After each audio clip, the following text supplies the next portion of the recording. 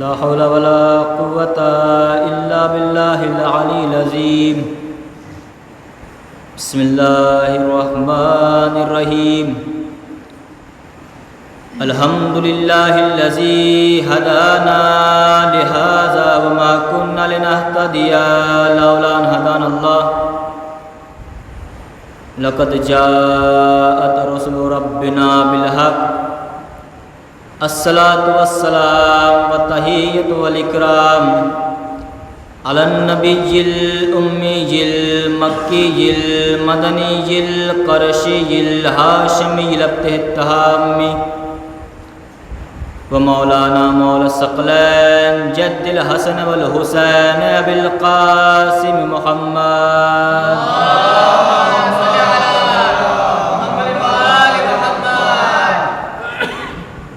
وعلى آل بيته الطيبين الطاهرين المعصومين المنتخبين المنتجبين ولعنة الله على أعدائهم أجمعين أما بعد فقد قال الله تعالى في القرآن الحكيم بسم الله الرحمن الرحيم إنه لا يحب المستكبرين صلوات پر محمد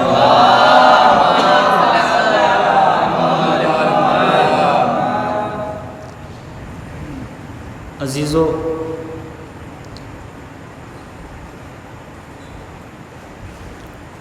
مجمع کی قلت ہے لیکن تاریخ گواہ ہے کہ کامیابی اور کامرانی قلت کو ہی نصیب ہوئی ہے بمقابل کثرت کے۔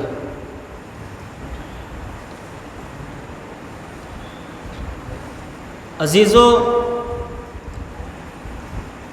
ذکر حسین جو 1400 صدیہ سے ہو رہا ہے، یہ واقعہ کربلا جو بیان ہو رہا ہے، ایسا نہیں ہے کہ اس سے پہلے بادشاہ یا واقعات رونما نہ ہوئے ہوں۔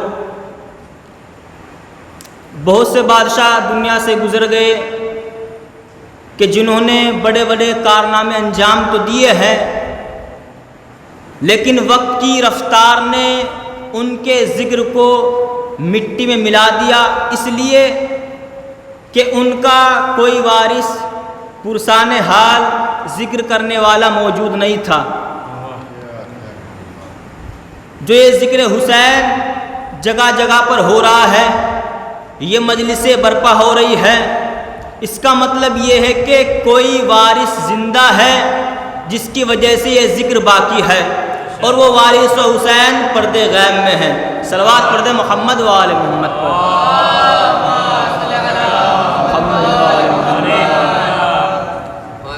میں نے کسی مجلس میں ذکر کیا تھا کہ ایک چیز ہوتی ہے ہلاکت، ایک چیز ہوتی ہے شہادت۔ موت سب انسان کیا، جنات کیا، حیوانات، جو بھی اس دنیا میں آیا ہے اس کو موت آنی ہے، لیکن فرق ہے ہلاکت اور شہادت میں کہ ہلاکت کسے کہتے ہیں اور شہادت کسے کہتے ہیں۔ جو مر کے جس کا نام و نشان ختم ہو جائے اس کو ہلاکت کہتے ہیں، اور مرنے کے بعد جو دوبارہ دلوں میں زندہ ہو جائے اس کو شہادت کہتے ہیں۔ عزیزو، میں نے تاریخ میں کئی مرتبہ کسی خلیفہ کو یہ کہتے ہوئے سنا ہے کہ لولا علی لہلکا، یہ نہیں کہا کہ لولا علی لشہدا، کہ اگر علی نہ ہوتے تو میں شہید ہو جاتا، بلکہ یہ لفظ استعمال کیا لولا علی لہلکا، یعنی اگر علی نہ ہوتے تو میرا نام و نشان ہی ختم ہو جاتا۔ صلوات پڑھ دے محمد و آل محمد پر۔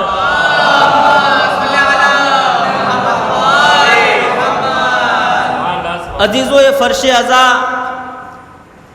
جو ہم بچھاتے اس کی اہمیت کیا ہے، اس کی رفعت کیا ہے، اس کی عظمت کیا ہے؟ دیکھیے، ہر چیز کی عظمت کہہ لیجئے یا رفت کہہ لیجئے، وہ تبھی انسان کو معلوم ہوتی ہے جب اس چیز کی قدر و قیمت سے وہ واقف ہوتا ہے۔ دیکھیں، ہر چیز کی جو قابل احترام یا عزت ہوتی ہے وہ نسبت کی وجہ سے ہوتی ہے۔ دنیا میں تمام چیزیں یا یوں کہہ لیا اکثر چیزیں جو ہوتی ہے وہ لکڑی کی بنی ہوتی ہے، لیکن ممبری قابل احترام کیوں؟ کہا اس لیے کہ اس سے ایک نسبت جڑی ہوئی ہے، رسول کا ممبر، اسی وجہ سے یہ قابل احترام ہے۔ دنیا میں تمام انسان ہیں لیکن ہر انسان قابل احترام نہیں ہے۔ یہ جناب آدم ہی قابل احترام کیوں؟ کہا اس لیے کہ یہ اللہ کے نبی ہے، اسی وجہ سے قابل احترام ہے۔ دنیا میں تمام گھر بنے ہوئے ہیں لیکن یہ امام بارگاہ ہی قابل احترام کیوں اس کو لوگ چومتے ہیں، کیوں اس کا بوسہ لیتے ہیں؟ کہا وہ بھی مٹی سے بنا ہوا ہے، یہ بھی مٹی سے بنا ہوا ہے، اس میں بھی اینٹیں ہیں، اس میں بھی اینٹیں لگی ہوئی ہے، لیکن وہ قابل احترام نہیں۔ یہ قابل احترام کیوں؟ کہا اس لیے کہ اس سے حسین کی نسبت جڑی ہوئی ہے، اسی وجہ سے قابل احترام ہے۔ دنیا میں پتہ نہیں کتنے شہر ہیں لیکن یہ مکہ ہی قابل احترام کیوں؟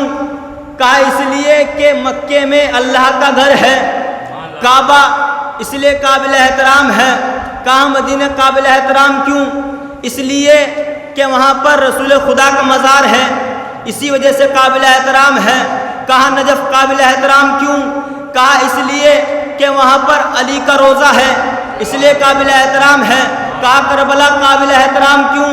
کہا اس لیے کہ وہاں پر امام حسین کا روضہ ہے، اس لیے قابل احترام ہے۔ مدینہ تھا لیکن رسول کے قدم پڑے مدینہ منورہ ہو گیا۔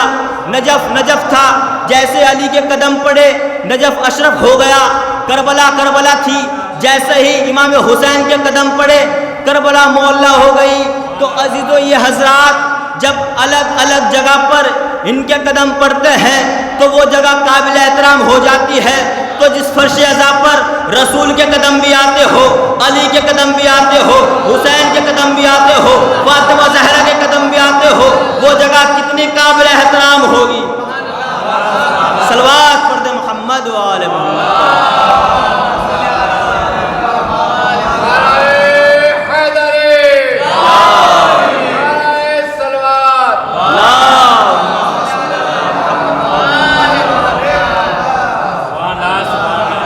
عزیزو جس آیت کو میں نے آپ کے سامنے پیش کیا وہ ایک بہترین آیت ہے انسان کو اس کی اوقات میں رکھنے کے لیے۔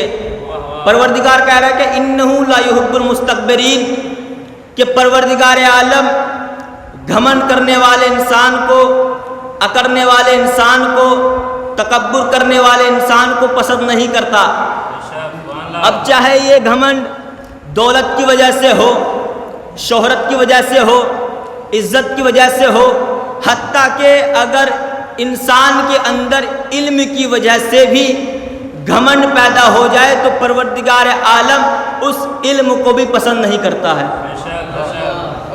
دیکھیے کسی بات کی اہمیت متکلم کی وجہ سے ہوتی ہے۔ اگر کوئی جاہل انسان کوئی بات کہے تو لوگ اس کی بات پہ توجہ نہیں دیں گے، کہا ہے تو جاہل ہے، اس کی بات کو کیوں مانا جائے۔ لیکن اگر وہی بات ایک عالم کہے تو اس کی بات کی اہمیت الگ ہوتی ہے۔ اب اگر کوئی وہی بات کوئی آیت اللہ کہہ دے تو اور اہمیت بڑھ جاتی ہے، اگر وہی بات کوئی نبی کہہ دے تو اور زیادہ اہمیت بڑھ جاتی ہے۔ لیکن اگر کوئی بات خدا کہے تو یقیناً وہ قابل فکر بھی ہے، قابل ذکر بھی ہے۔ تو یہاں پر خدا کہہ رہا ہے کہ دیکھو اگر انسان کے اندر گھمنڈ پیدا ہو جائے تو وہ گھمنڈ پروردگار عالم کو پسند نہیں ہے، چاہے وہ دولت کی وجہ سے ہو، شہرت کی وجہ سے ہو، عزت کی وجہ سے ہو، علم کی وجہ سے ہو۔ یہ انانیت جب پیدا ہو جاتی ہے کہ میں کہ میں نہ ہوتا تو کوئی چیز نہ ہوتی، میں نہ ہوتا تو فلاں چیز نہ ہوتی، میرے پاس زیادہ دولت ہے، میرے پاس زیادہ حسن و جمال ہے، میرے پاس زیادہ عزت ہے، اگر میں نہ ہوتا تو جلوس نہ ہوتا، اگر میں نہ ہوتا تو علم نہ ہوتا، اگر میں نہ ہوتا تو تعزیہ نہ نکلتا، اگر میں نہ ہوتا تو مجلس نہ ہوتی، اگر میں نہ ہوتا تو فرش عزا نہ بچھتا۔ تو عزیزو کس خیال میں جی رہے ہو؟ جب تم تھے نہیں تب بھی ذکر ہو رہا تھا، جب تم مر جاؤ گے تب بھی ذکر اہل بیت ہوتا رہے گا۔ صلوات پڑھ دے محمد و آل محمد۔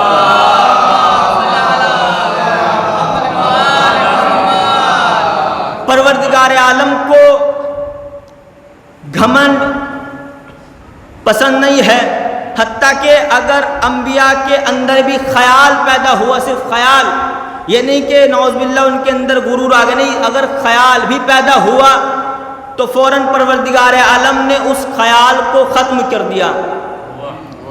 واقعہ مشہور ہے کہ جب جناب آدم اور حوا کو پروردگار عالم نے جنت میں رہنے کے لیے مقام دیا کہ جاؤ جہاں بھی رہنا ہو رہو، جو کھانا ہے کھاؤ، لیکن اس درخت کے سامنے پاس مطلب مت جانا۔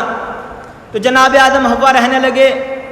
اب رہتے رہتے جناب آدم کے دل میں یہ خیال پیدا ہوا کہ مجھ جیسا نبی کوئی نہیں ہے، کوئی مجھ سے بہتر نہیں ہے، میرے پاس زیادہ حسن و جمال ہے، مجھ سے زیادہ کوئی حسین نہیں ہے۔ تو آواز قدرت آئے، جبرائیل جاؤ میرے نبی کے اس خیال کو ختم کر دو، ان سے بہتر جو شخصیات موجود ہے جناب آدم کو ان شخصیات کو دکھا دو۔ جبرائیل آئے، جناب آدم حوا سے کہا آئیے میں آپ کو جنت کی سیر کرا دوں۔ جنت کی سیر کرا رہے ہیں، کہا یہ نہریں ہیں، یہ درخت ہے، تمام چیزوں کی جب سیر کرا چکے تو جناب آدم نے کیا دیکھا کہ ایک تخت پر ایک حسین و جمیل خاتون بیٹھی ہوئی ہے، جس کے سر پر ایک تاج ہے، جس کے گلے میں ایک ہار ہے، جس کے دونوں کانوں میں گوشوارے ہیں، اور اس خاتون کی پیشانی سے ایسا نور ساطع ہو رہا ہے کہ جس نور کی وجہ سے پوری جنت مہک رہی ہے، دمک رہی ہے، اور اس نور کی وجہ سے جناب آدم کی آنکھیں چکا چوندھ ہو رہی ہے۔ فوراً تعجب سے سوال کیا جبرائیل یہ کون شخصیات ہے کہ جو ہم سے بھی زیادہ خوبصورت ہے؟ آواز جبرائیل آئی، اے آدم یہ فاطمہ زہرا ہے، اور ان کے سر پر جو تاج رکھا ہوا ہے وہ رسول خدا ہے، اور جو گلے میں ہار ہے وہ علی مرتضیٰ ہے، اور جو دونوں کانوں میں گوشوارے دیکھ رہے ہیں وہ حسنین مصطفیٰ ہے۔ اور ان شخصیات کو پروردگار عالم نے آپ کی خلقت سے ہزاروں سال پہلے خلق کر دیا ہے۔ فوراً جیسے ہی یہ سنا، فوراً جناب آدم نے کہا کیا میں بھی ان کے جیسا ہو سکتا ہوں؟ کیا میں بھی ان کے جیسا ہو سکتا ہوں؟ آواز جبرائیل آئی، اے آدم آپ نبی ہے، مانا آپ نبی ہے، ابو البشر ہے، لیکن آپ یہ خیال بھی نہ پیدا کرنا کہ آپ ان کے جیسے ہو جائے، ورنہ آپ کو نبوت سے ہٹا دیا جائے گا، آپ سے نبوت چھین لی جائے گی۔ تو عزیزو جب جناب آدم جیسا نبی جو اب اول نبی ہے، ابو البشر ہے، جب وہ یہ خیال بھی نہیں کر سکتا کہ وہ اہل بیت جیسا ہے، تو آج کا مسلمان اگر یہ کہے کہ نبی ہم جیسا ہے، صلوات پڑھ دے محمد و آل محمد۔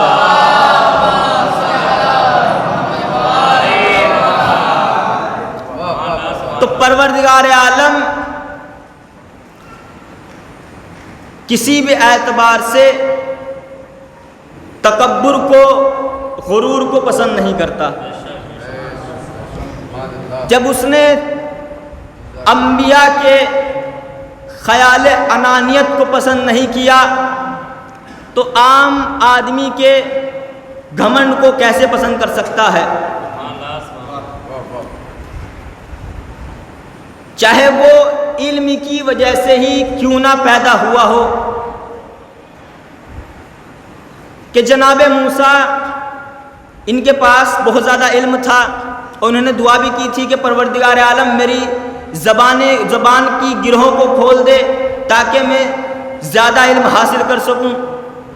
جب ان کو یہ احساس ہوا کہ اب ان سے زیادہ علم کسی کے پاس نہیں ہے، کہ ان سے زیادہ بہتر رکھنے والا علم کوئی نہیں ہے، تو آواز قدرت آئی، اے موسیٰ ابھی تم کو علم حاصل کرنے کی ضرورت ہے۔ کہا کون شخصیت ہے جو مجھ سے زیادہ علم رکھتا ہے کہ جاؤ فلاں نہر پہ جاؤ، فلاں ندی پہ جاؤ، وہاں پر ایک میرا چاہنے والا ہے، ایک نبی ہے، اس کے پاس جا کر کے علم حاصل کرو۔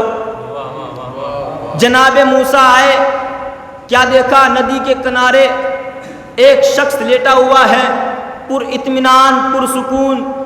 اس کے قریب گئے، سلام دعا کی، کہا میں آپ سے علم حاصل کرنا چاہتا ہوں۔ یہ کون تھے؟ یہ جناب خضر علیہ السلام جو نبی خدا تھے۔ فوراً کہا ٹھیک ہے، میں تم کو علم دینے کے لیے تیار ہوں، لیکن میرے کسی بھی فعل پر تم اعتراض مت کرنا جب تک کہ اس کے آخر تک تم پہنچ نہ جاؤ۔ کہا ٹھیک ہے، جیسا آپ کہیں۔ جناب خضر و جناب موسیٰ چلے، دریا کے کنارے ہیں، کشتی میں بیٹھے۔ جب دوسرے کنارے پہنچنے لگے تو جناب خضر نے اس کشتی میں سوراخ کر دیا۔ جناب موسیٰ نے جیسے ہی دیکھا فوراً اعتراض کیا کہ آپ نے یہ کیا کر دیا، ایک اچھی خاصی کشتی کو آپ نے خراب کر دیا۔ جناب خضر نے کہا دیکھو میں نے تم کو پہلے ہی کہا تھا میری کسی بھی فعل پر اعتراض مت کرنا جب تک کہ اس کے آخر انجام تک تم پہنچ نہ جاؤ۔ جناب موسیٰ چپ ہو گئے، کہا ٹھیک ہے حضور جیسا آپ کہیے، معذرت۔ جناب موسیٰ اور جناب خضر اترے، چلتے چلتے کیا دیکھا، ایک حسین و جمیل بچہ قریب میں آیا۔ جناب خضر نے تلوار نکالی، فوراً اس کو قتل کر دیا۔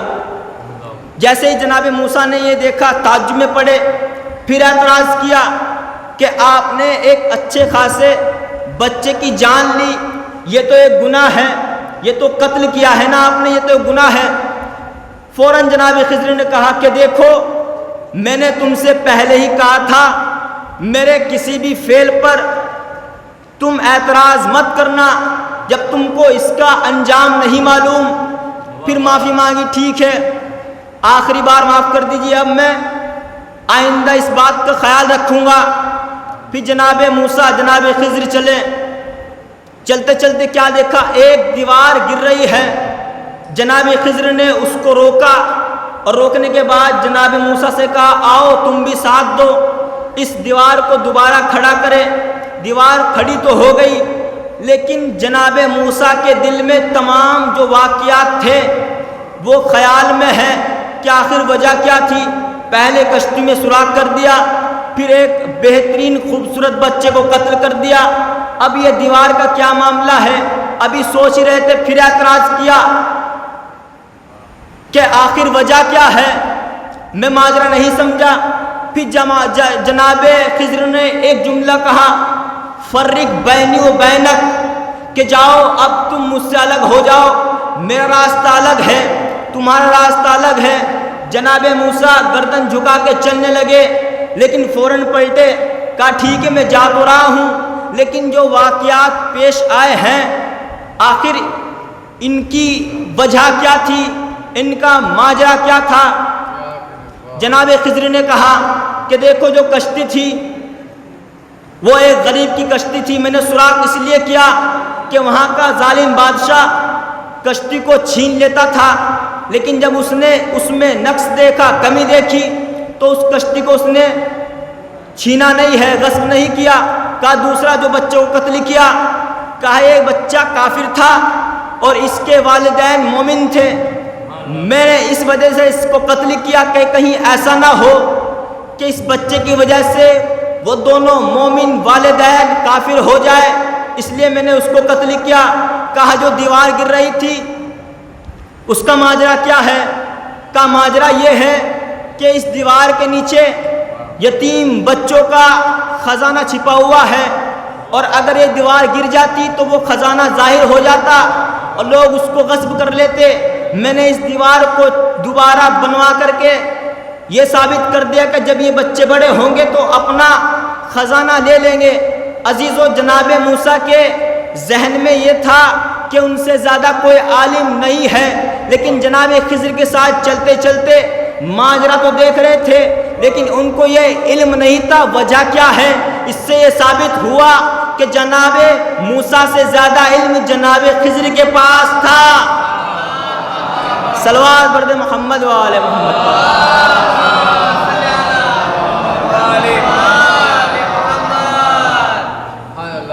تو پروردگار عالم کسی بھی حساب سے، کسی بھی اعتبار سے خیال انانیت کو پسند نہیں کرتا۔ ایک اور نبی کہ جن کو پروردگار عالم نے تمام چیزوں پر حکومت دی، حیوانات، انسان، جنات، پرندے، تمام چیزوں کے اوپر اس نبی کی حکومت تھی۔ جناب سلیمان، ان کا ایک حجرہ تھا اور اس حجرے میں وہ اکیلے رہتے تھے۔ ان کی اجازت کے بغیر کسی سپاہی کو اندر آنے کی اجازت نہیں تھی جب تک کہ جناب سلیمان خود اجازت نہ دے دے۔ ایک مرتبہ جناب سلیمان حجرے میں ہے، کیا دیکھا ایک شخص کھڑا ہوا ہے۔ فوراً جناب سلیمان نے کہا، یہ کون شخص ہے کہ جو میری اجازت کے بغیر میرے حجرے میں داخل ہو گیا؟ آنے والا شخص مسکرایا، مسکرانے کے بعد کہا، اے سلیمان نبی، میں وہ فرشتہ ہوں کہ جس کو کسی کے گھر جانے کے لیے اجازت کی ضرورت نہیں ہوتی۔ کہا کون؟ کہا میں موت کا فرشتہ ہوں اور میں کسی بھی در پہ جا کر اجازت طلب نہیں کرتا۔ کہا وجہ کیا ہے، آئے کیوں ہو؟ کہا حکم پروردگار ہے کہ آپ کی روح کو قبض کر لوں۔ کہا ٹھیک ہے، میں نیچے آ جاؤں؟ کہا نہیں، جناب سلیمان کے ہاتھوں میں عصا تھا، اسی حالت میں اس فرشتے نے روح کو قبض کیا۔ لیکن عزیزو، آپ نے توجہ نہیں کی، جب یہ فرشتہ حجرے سلیمان میں داخل ہوا تو کیا کہا کہ میں وہ فرشتہ ہوں کہ جس کو کسی در پہ جا کر کے اجازت طلب کرنے کی ضرورت نہیں ہوتی۔ عجب نہیں آواز قدرت آئی ہو، اے فرشتے، اے ملک الموت، کیا تمہارے اندر بھی انانیت ہو گئی ہے؟ تو کیا سمجھتا ہے کہ کسی بھی در پہ تم کو اجازت طلب کرنے کی ضرورت نہیں ہوگی؟ تو قسم ہے مجھے اپنی اس ذات کی، تیری اس انانیت کو در زہرا پہ آ کر کے توڑ دوں گا۔ عزیزو، شاعر نے اس منظر کشی کو کہ جب پروردگار عالم نے جناب رسول خدا کی روح قبض کرنے کے لیے ملک الموت کو بھیجا تو کیا گفتگو ہوئی، شاعر نے اپنے بہترین انداز میں بیان کیا ہے کہ پروردگار عالم ملک الموت سے مخاطب ہو کر کے کہتا ہے کہ فرض تہذیب عقیدت کو نبھانا ورنہ۔ پروردگار عالم ملک الموت سے کہہ رہا ہے کہ فرض تہذیب عقیدت کو نبھانا ورنہ، ایک رعایا کی طرح سر کو جھکانا ورنہ، عظمت مادر حسنین بتانا ورنہ، بے اجازت در زہرا پہ نہ جانا ورنہ حق نے بخشی ہے جو توقیر وہ جا سکتی ہے، ملک الموت تجھے موت بھی آ سکتی۔ صلوات پڑھ دے محمد و آل محمد۔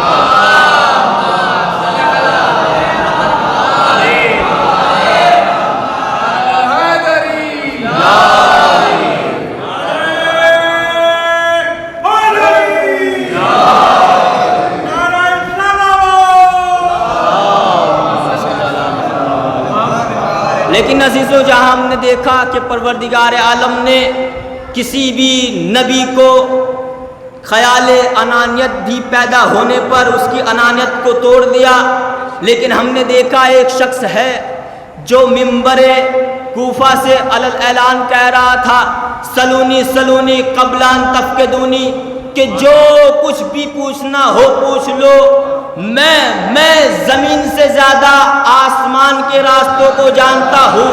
یہ وہ انانیت تھی، یہ وہ لفظ میں تھا کہ جس انانیت کو پروردگار عالم نے بھی پسند کیا۔ لیکن عزیزو کیا ہوا؟ اگر آج کے دور میں، آج کے زمانے میں کوئی یہ کہہ دے کہ جو کچھ بھی پوچھنا ہے پوچھ لو، تو لوگ زمین سے زیادہ آسمان کے بارے میں سوال کریں گے۔ لیکن اس دور کے لوگ احمق بدو عجیب طرح کے سوالات کر رہے تھے کہ علی کو رسوا کیا جائے۔ عزیزو جب ان سے کچھ نہ ہو سکا، تمام سوالات کے جواب ملتے گئے، تو کچھ لوگ دشمن علی میں یہودوں کے پاس گئے اور کہنے لگے دیکھو یہ حضرت علی ہے، ہر سوال کا جواب فوراً دے دیتے ہیں، آپ لوگ کچھ ایسے سوال مہیا کیجئے کہ جو مولا علی سے جواب نہ دیا جائے۔ اس یہودی کے سردار نے کہا جو عالم تھا کہ ہم کو کچھ وقت دو تاکہ کچھ ایسے سوالات تلاش کیے جائے کہ جن کا جواب محال ہو۔ 2-3 دن کے بعد پھر یہ لوگ یہودی کے پاس گئے، کہا کچھ ملا؟ کہا چند سوالات ہیں اور سوالات اس طریقے سے ہیں کہ جن کا جواب یقیناً علی نہیں دے پائیں گے۔ کہا سوال کیا ہے؟ کہا علی سے یہ پوچھنا کہ وہ پہلی چیز کیا ہے جس کے جیسی کوئی دوسری نہیں، وہ 2 چیزیں کیا ہیں جن کے جیسا کوئی تیسرا نہیں، وہ 3 چیزیں کیا ہیں جن کے جیسی کوئی چوتھی نہیں، وہ 4 چیزیں کیا ہیں جن کے جیسی کوئی 5ویں چیز نہیں، وہ 5 چیزیں کیا ہیں جن کے جیسی 6ٹھی چیز نہیں، وہ 6 چیزیں کیا ہیں جن کے جیسے کوئی 7ویں چیز نہیں، وہ 7 چیزیں کیا ہیں جن کے جیسی کوئی 8ویں نہیں، وہ 8 چیزیں کیا ہیں جن کے جیسی کوئی 9ویں چیز نہیں، وہ 9 چیزیں کیا ہیں جن کے جیسی کوئی 10ویں نہیں، وہ 10 چیزیں کیا ہیں جن کے جیسی کوئی 11ویں نہیں، وہ 11 چیزیں کیا ہیں جن کے جیسی کوئی 12ویں نہیں، وہ 12 چیزیں کیا ہیں جن کے جیسی کوئی 13ویں چیز نہیں۔ یہ 12 سوال اگر ان کے جواب علی نے دے دیے تو مان لو ان سے بڑا کوئی دنیا میں عالم نہیں ہے۔ اب آئیے لوگ سوال لے کے مولا ممبر پہ ہیں، کہ مولا کچھ سوالات ہیں اگر آپ ان کے جواب دے دیں۔ کا سوال کیا ہے؟ یہ 12 کے سوال پیش کیے۔ امام نے کہا کہ سنو، وہ پہلی چیز کہ جس کے جیسا کوئی دوسرا نہیں وہ خدا ہے، کہ جس کے جیسا کوئی خدا ہے ہی نہیں۔ وہ 2 چیزیں کہ جن کے جیسی کوئی تیسری نہیں، وہ چاند اور سورج ہے کہ جن کی جیسے کوئی تیسری چیز نہیں۔ وہ 3 چیزیں کہ جن کی جیسی کوئی چوتھی نہیں۔ وہ 3 چیزیں طلاق ہے جو میں نے 3 مرتبہ اس دنیا کو دی، جن کی جیسی کوئی چوتھی چیز نہیں۔ وہ 4 چیزیں کہ جن کی جیسی کوئی 5ویں نہیں۔ وہ 4 آسمانی کتابیں ہیں جن کی جیسی کوئی 5ویں چیز نہیں۔ وہ 5 چیزیں کہ جن کی جیسی کوئی 6ٹھی نہیں۔ وہ 5 وقت کی نمازی ہے، وہ 5 وقت کی نماز ہے جن کی جیسی کوئی 6ٹھی چیز نہیں۔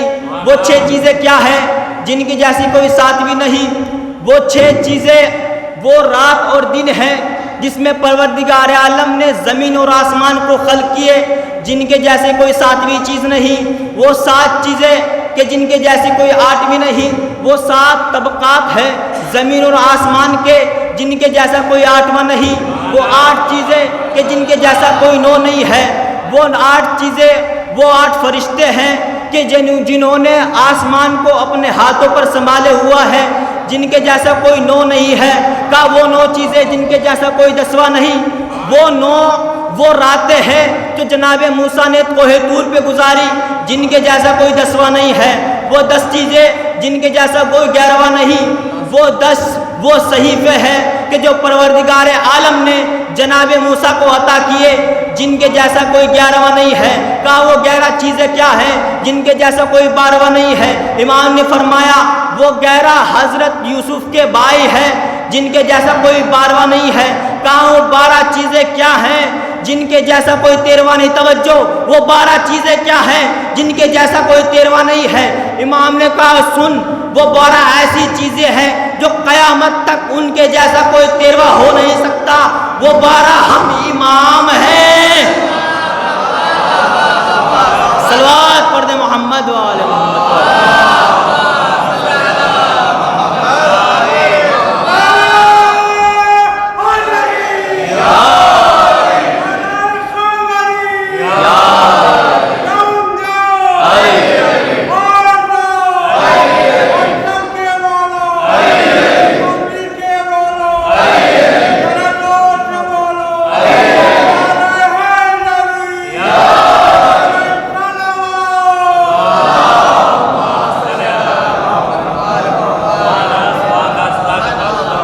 لیکن دشمن علی دلوں میں اس طرح بسی ہوئی تھی کہ ان کے فضائل کو دبانے کی کوشش کی گئی کہ جب مولا کائنات نے باب خیبر اکھاڑا 2 انگلیوں سے تو لوگوں نے اعتراض کیا یہ ممکن نہیں, اس لیے کہ اس در کا یا دروازے کا وزن 40 من تھا اور تقریباً 1 من میں 40 کلو ہوتے ہیں, تو 40 سے 40 گنا کیجئے تو یعنی 1600 کلو کا ایک دروازہ ایک انسان 2 انگلیوں سے کیسے اٹھا سکتا ہے. ان کا سوال اپنی جگہ پر مناسب ہے, لیکن عزیزو یہاں پہ رک کے دوسری مثال کہ مولا کائنات نے 2 انگلیوں سے باب خیبر کیسے اکھاڑا. ایک مثال دیکھیے, یہ زمین ہے کتنی بڑی ہے کچھ اندازہ نہیں, اور اس زمین سے کتنا بڑا سورج ہے یہ بھی اندازہ نہیں, لیکن یہ ہے کہ زمین سے زیادہ بڑا سورج ہے کہ نہیں. تو عزیزو جب اتنا بڑا سورج مولا علی کے 1 انگلی کے اشارے سے مغرب سے پلٹ آئے تو باب خیبر کی کیا اوقات ہے. صلوات پڑھ دے محمد و آل محمد.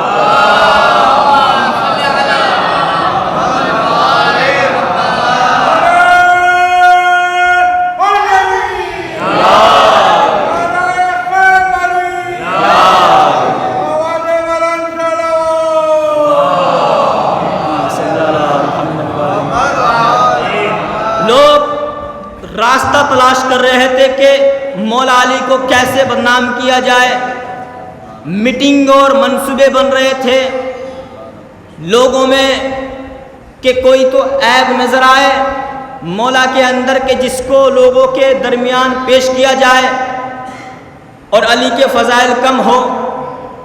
اب بیچارے جب یہ منصوبہ بن رہا تھا 3 عالم جو ظاہراً تو عالم تھے لیکن مولا علی کی دشمنی ان کے دلوں میں بسی ہوئی تھی, کھڑے ہوئے کہ ہم علی میں عیب تلاش کریں گے. کہا کتنا وقت چاہیے, کہا 3 دن کا وقت دو. عزیزو 3 کی گنتی ایسی ہوتی ہے کہ 3 تگاڑا کام بگاڑا. اب یہ لوگ تلاش کر رہے ہیں, کتابوں میں مولا علی کے اوپر نظر رکھی جا رہی ہے کہ کوئی تو ایسا کام انجام دے جس سے یہ عیب ظاہر ہو جائے کہ مولا میں کوئی عیب ہے. اب بیچارے تینوں نے دعویٰ تو کر دیا لیکن کوئی عیب نظر نہیں آ رہا.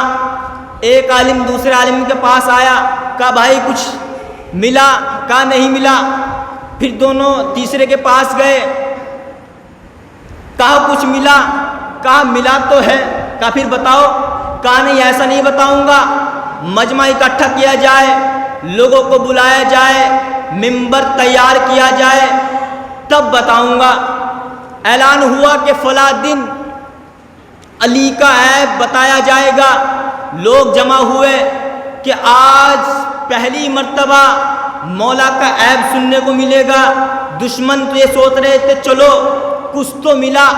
اب لوگ جمع ہیں, وہ عالم جو کہہ رہا تھا کہ ایک عیب ملا ہے وہ منبر پر جاتا ہے. جانے کے بعد پہلے تو تعریفیں کی, کا مولا میں یہ ہے یہ ہے یہ ہے, لیکن ایک عیب مجھ کو ملا.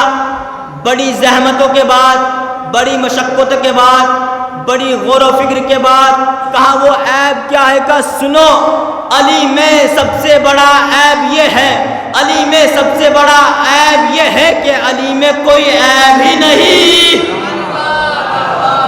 صلوات پڑھ دے محمد و آل محمد۔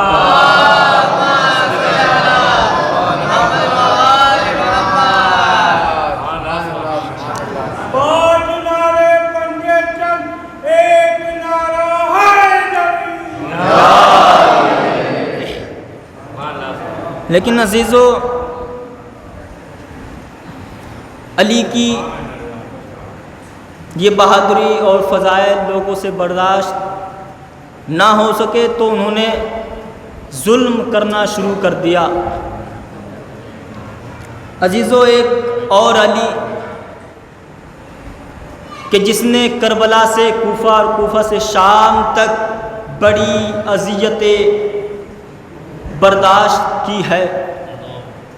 امام زین العابدین علیہ السلام نے وہ اذیتیں برداشت کی ہے کہ شاید کوئی کر پاتا۔ عزیز و تاریخ یہ کہتی ہے جب یزید نے دیکھا کہ اس کی حکومت ختم ہونے والی ہے تو اس نے سپاہیوں کو حکم دیا کہ جو قیدی ہیں ان کو آزاد کر دیا جائے۔ عزیز و امام کے گلے میں خاردار توق تھا، ہاتھوں میں ہتکڑیاں تھی، پیروں میں بیڑیاں تھی۔ لوہار کو بلایا گیا، لوہار نے ہتکڑیوں کو کاٹا، بیڑیوں کو کاٹا، لیکن عزیز و تاریخ یہ کہتی ہے جب اس لوہار نے خاردار توق کو کاٹنا چاہا، خاردار تو خار کہتے کسے ہیں عزیزو؟ خار کہتے ہیں کانٹوں کو، لیکن اس توق میں کانٹ نہیں تھے، بلکہ تاریخ یہ کہتی ہے کہ اس توق کے اندر نکیلے کیلے لگی ہوئی تھی، جس کے اندر نوک تھی۔ جیسے امام چلتے تھے، ارے اس خاردار توق کی کیلے امام کے گلے میں پیوست ہوتی تھی۔ ہاں دادر و تاریخ لکھتی ہے لوہار نے ہتکڑیوں کو کاٹ دیا، پیر کی بیڑیوں کو کاٹ دیا، لیکن جیسے ہی توق کی باری آئی، توق کو کاٹنا چاہا، امام نے کہا بھائی ذرا آہستہ، مجھ کو درد ہو رہا ہے۔ توق کو جیسے اس نے کاٹا، تاریخ یہ کہتی ہے لوہار نے جیسے ہی خاردار توق کو کھینچنا چاہا، اے عزیزو اس توق کے ساتھ امام کے گلے کی کھال کھچی آنے لگی۔ امام تڑپ جاتے ہیں، بھائی ذرا آہستہ۔ لوہار کہتا ہے اے امام آخر کیا ہوا ہے؟ لوہار نے جیسے ہی دیکھا کہ جیسے ہی میں خاردار توق کھینچتا ہوں امام کی گلے کی کھالیں کھچی آتی ہے۔ لوہار دیکھ کے بے ہوش ہو گیا، افاقہ ہوا تو رونے لگا۔ امام نے کہا کیا تو میرا محب ہے؟ کیا تو میرا چاہنے والا ہے؟ کہتا ہے نہیں امام، میں آپ کا چاہنے والا نہیں ہوں، ارے میں یہ تو سوچ کے رو رہا ہوں آخر آپ زندہ کیسے تھے؟ جزاکم اللہ خیر الجزا۔ عزیز و تاریخ لکھتی ہے اس کے بعد یہ قافلہ مدینے سے کربلا گیا، کربلا سے شام سے کربلا گیا، کربلا سے مدینہ روانہ ہوا۔ چوتھے امام نے بشیر کو بلایا، کہا جاؤ ہمارے اجڑنے کی خبر مدینے میں دے دو۔ بشیر چلا، عباس کا علم لے کے چلتا ہے، جیسے مدینے میں پہنچا کہتا ہے اے اہل مدینہ، مدینہ رہنے کے لائق نہیں رہا، ارے رسول کا نواسا بے غور و کفن شہید ہو گیا، ارے 3 دن کا بھوکا پیاسا شہید کر دیا گیا۔ بشیر کہتا جاتا ہے لیکن اے عزیزو ابھی کچھ دور چلا تھا کہ ام البنین آگے بڑھی، کہتی ہے بشیر کیا بکتا ہے؟ کون؟ حسین شہید ہو گیا۔ کہا اے بی بی وہی حسین شہید ہوا ہے جو رسول کا نواسا تھا، ارے جس کو رسول اپنے سینے پہ سلاتے تھے۔ ام البنین کہتی ہے ارے عباس کہاں ہے؟ عباس سے کہو یہ ماں دودھ نہ بخشے گی، ارے عباس زندہ رہ گیا، حسین شہید ہو گیا۔ ارے بشیر رونے لگا، اے بی بی ایسا نہ کہیے، ارے پہلے عباس شہید ہوا پھر حسین شہید ہوئے۔ ام البنین کہتی ہے اے بشیر یہ تو بتا میرا لال کیسے شہید ہوا؟ کہا اے بی بی کسی ظالم نے عباس کے سر پہ گرز مارا اور مولا عباس زین سے زمین پر آئے۔ ام البنین کہتی ہے بشیر میں ایسا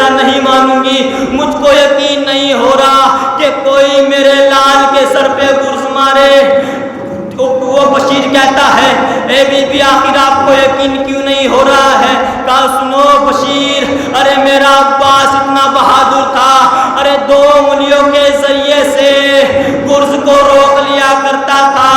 بشیر روتے ہوئے کہتا ہے اے بی بی، ارے جب عباس کے سر پہ گرز لگا تھا، عباس کے دونوں بازو نہیں تھے، ارے کیسے وار کو روکتا؟ ام البنین کہنے لگی ہے بشیر یہ تو بتا پھر میرا لال زین سے کیسے زمین پر آیا؟